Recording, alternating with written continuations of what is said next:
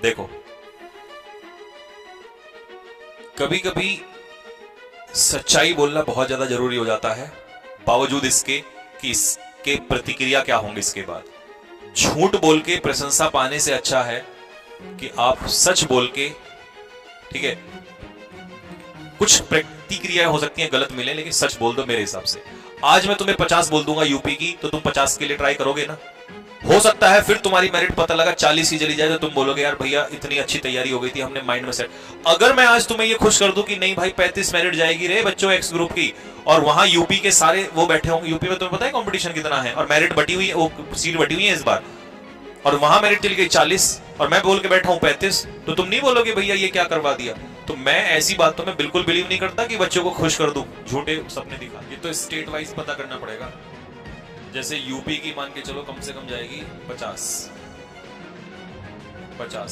Minimum बता रहा हूं, हो सकता है 2-4 नंबर पड़ जाए। राजस्थान की भी जाएगी लगभग इतनी 50, 1-2 नंबर फालतू जा सकती है, ठीक है। बाकी इनके अलावा और जो राज्य हैं उनमें थोड़ा हल्का फुल्का काम हो सकता है, लेकिन भाई नहीं जाएगी, बहुत खतरनाक होने वाला है काम इस बार। हो सकता है किसी राज्य की ऐसी हो कि वो कम ही चली जाए, 28 ही चली जाए, है ना।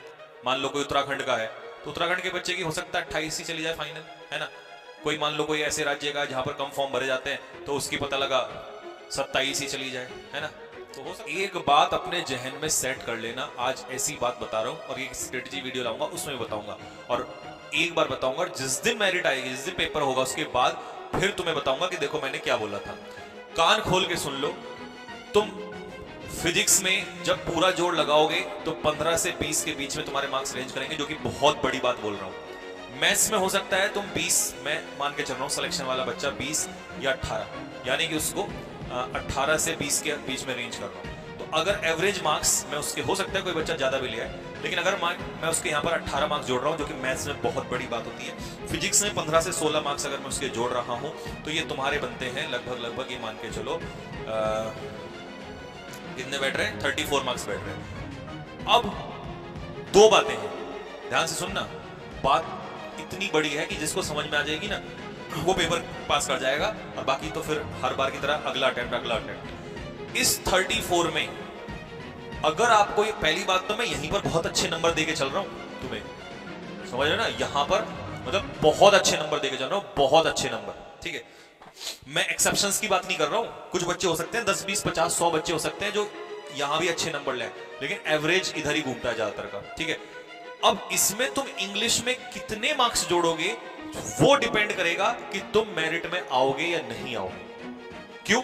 क्योंकि यहां मार्क्स बढ़ाना इतना आसान काम नहीं है। इसमें मार्क्स किसी भी लिमिट तक ले जाया जा सकता है अगर अच्छे कंटेंट से अच्छी तैयारी आपने कर ली।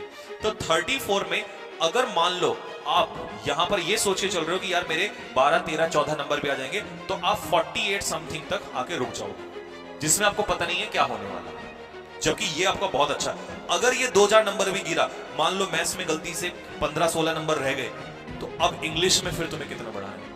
कहने का मतलब ये है कि अगर मैं आपसे कह रहा हूं कि भाई मेरिट ये मान के चलो फाइनल 50 पे लगेगी, तो 50 में से अगर तुमने मान लो 19 या 20 नंबर इंग्लिश के निकाल दिए, तो तुम्हें टोटल कितने लाने पड़ेंगे, 30 या 31 नंबर लाने पड़ेंगे। और 30 या 31 को 2 हिस्सों में डिवाइड कर लो मेरे भाई, कि फिजिक्स में इतना और मैथ्स में इतना, तो आसान होगा, तो बर्डन नहीं होगा। लेकिन अगर इंग्लिश में 18-19 की जगह तुमने यहाँ 15 रह गया और तुम्हें कम से कम 36 नंबर लाने पड़े, तो 36 नंबर मेरे भाई तब बैठते हैं जब दोनों में 18-18, जो कि समय बताएगा।